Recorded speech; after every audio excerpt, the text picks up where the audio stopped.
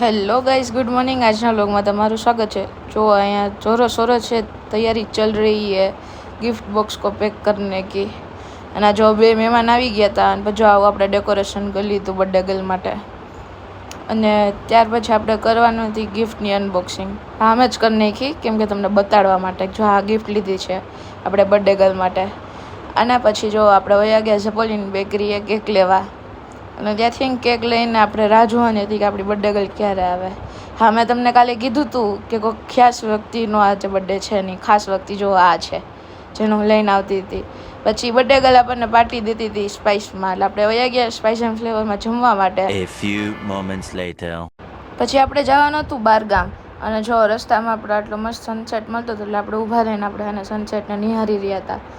અને ત્યાર પછી આપણે ક્યાં બારગામ જવાનું હતું તમને આગળ ખબર પડી જ જશે।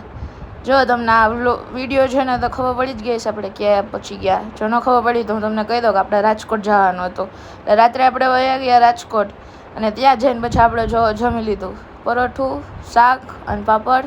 અને હું એક નહોતી, આટલા બધા માણસો જમતા હતા મારી સાથે।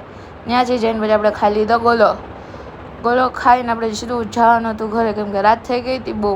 પછી જો આપણે ઘરે વયા ગયા। મળશું કાલે બીજા વ્લોગ સાથે। ત્યાં સુધી મને લાઈક કરો, શેર કરો, કમેન્ટ કરો, ફોલો કરો। Bye bye.